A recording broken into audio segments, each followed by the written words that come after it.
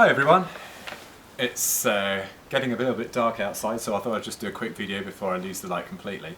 I've got a Stihl chainsaw which is sounding a very boggy and a bit sort of lumpy when it's running at full revs, and it also cuts out quite frequently when I put it down on the floor, and it's very frustrating. And I don't think it's a problem necessarily with the Stihl chainsaws, because I've got other ones and they seem to work really well. It's always this one, and it's a model MS230, which is I think what's that look like, a 16-inch bar, something like that. Anyway, I've always had a slight problem with this one in cutting out, so I've got a funny feeling that either my carburettor ratios are wrong or my idling speed is wrong. I don't know, but anyway, hopefully in this video I'll resolve it, because I've got quite a lot of chainsawing to do this weekend. So I hope you enjoy the video. We'll see how it goes. It could be a total disaster, I don't know. We'll see how we can muddle on. Okay, on these Stihl chainsaws, the first thing I'm going to check is apparently there's a gauze on the exhaust outlet part of the engine that can get coked up quite badly with old oil residue or smoke residue or whatever. And of course, if that blocks up, it's like sticking a potato in the end of a exhaust pipe. It just doesn't run. So the first thing I'm going to do is just loosen these two screws here and take this contraption off and just see, first of all, if there is a gauze there, because I know it might be on some of the different models, and if there is, see if that needs clearing out. Right, all I've done, just loosened those two screws off, taken the covers off and had a good look inside.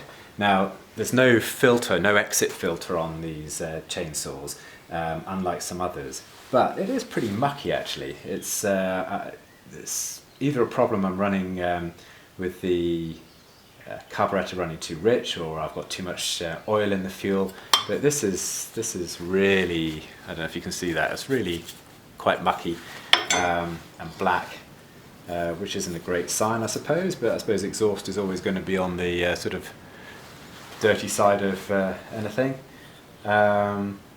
Otherwise, everything looks pretty clear on the exit side. I will give that a scrub up before I put it all back together. That won't hurt. But I think the problem lies elsewhere, and I think it might be how I've got my carburettor set up. So I'll just quickly give this a clean and then put it all back together again, and we'll try something else. Okay, the next thing I'm going to check is the air filter, and that can quite often get clogged up. So this one, it's rather than a paper one or a sort of, not a paper one, but you know, a sort of gauze. Sometimes they just fit over the top, but this one's actually a sort of moulded plastic effort, which I'm just trying to find a flat bladed screwdriver, but here we go, just to ping that off. Shouldn't come off, there we go. I'll blow that out with the compressor, but even though it's a little bit sort of dirty with a bit of sawdust and stuff on there, it doesn't look completely coked up that would cause the problem, but it does need a bit of a clean out. So I think the problem lies with the carburettor settings, which are, it's probably easy to see if I put the cover back on for a second, because it does label it up. There you go, you've got two in there and one in the handle itself. The H is the maximum high revs that the chainsaw will do when you've got the throttle fully compressed, or fully open rather. The one in the handle itself, or the black bit just in there, is the idling speed, and the L is the, how do you describe that? That's the sort of ratio at just cold temperatures, although, you know, when you first start it, I think. So we shall experiment and see how it goes.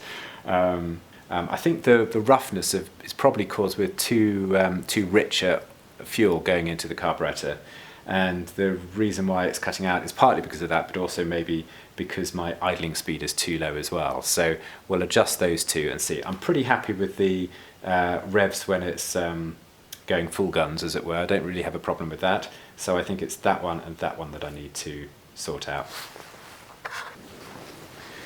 So I'm going to run this chainsaw with the chain on and the finger bar on, so that I sort of replicate the load on the engine as the same as what it's actually going to be like as if I was going to use the machine for real.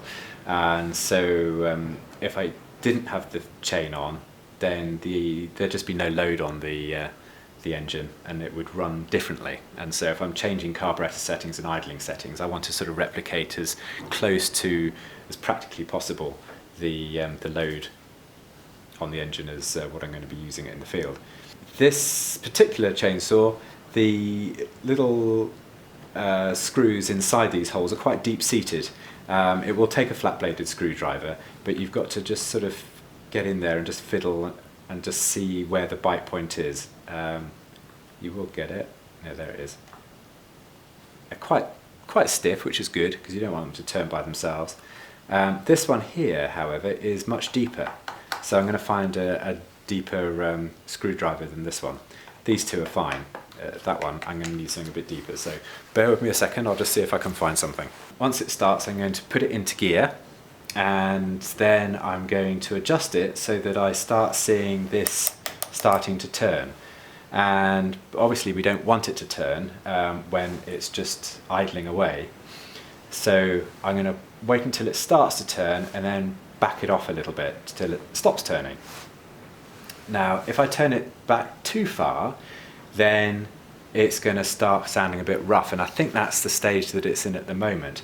It's sounding rough, it's idling too slow, or it's just not sounding right at all. So I'm just going to change that fuel mixture setting on the carburettor there, and hopefully that will solve the problem.